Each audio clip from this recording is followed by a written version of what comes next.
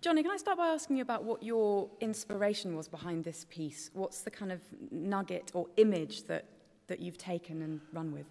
It was mostly the history of the concert orchestra, the idea of a music library full of all this stuff that was written to be played once and then discarded and or lost. And that was the starting point, really. Have you ever been to the music library? No, never. I get the feeling it's going to be slightly disappointing. So, how do you imagine it, though? Just lots of old scores lying around for, radio shows from the 40s and 50s that haven't been heard since. And, yeah, that's how I imagine it. And have you written in any tunes that would take us to the 40s and 50s, or did you just use it as a sort of point of departure?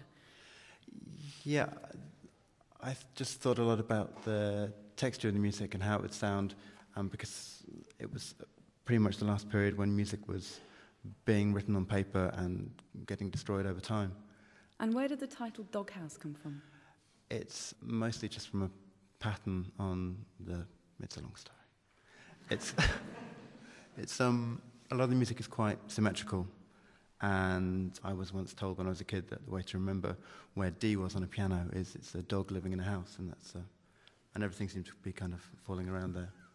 That's one of the reasons, but anyway, that's the polite reason.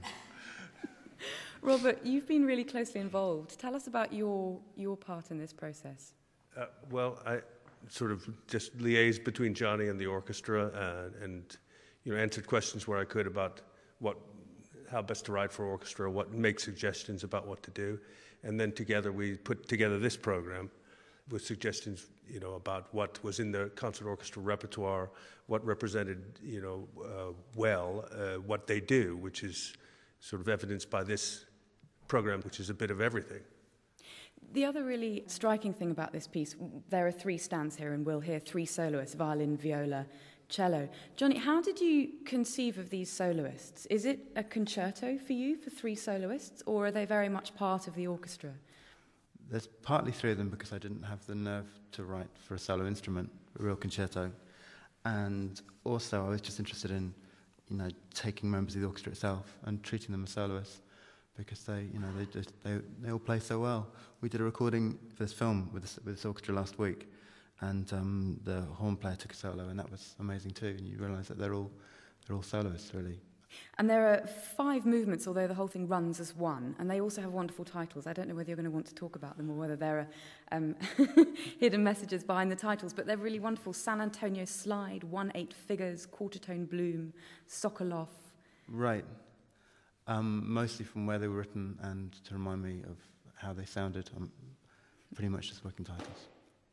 Robert, can you take us through the character of those 5 movements as we hear them? Well, the San Antonio Slide, it has a real kind of theme that turns around on itself and sort of builds up. What's the second one? Sorry, I forgot. The second one is 1/8 Figures. 1/8 Figures. That's a kind of trill, a kind of sound effect that Jonny devised that we used actually in the first piece he wrote for the orchestra, which was called Popcorn Superhet Receiver, which was just for strings.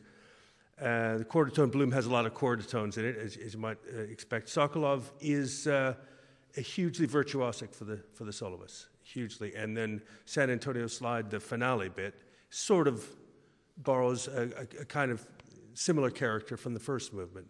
But the great thing about these 2 pieces also is that through the commission of the piece, when he was in the process of writing the first one and the second one, he was approached for a film score and said, well, this is what I'm working on at the moment.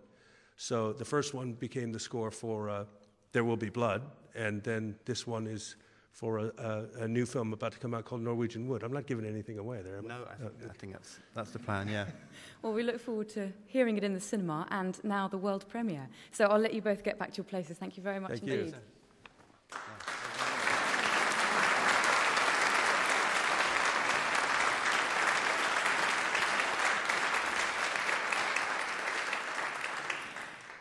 So, for the world premiere of Doghouse by Jonny Greenwood, please welcome on stage the 3 soloists, the violinist Charles Mutter, violist Timothy Welch, and the cellist Benjamin Hughes.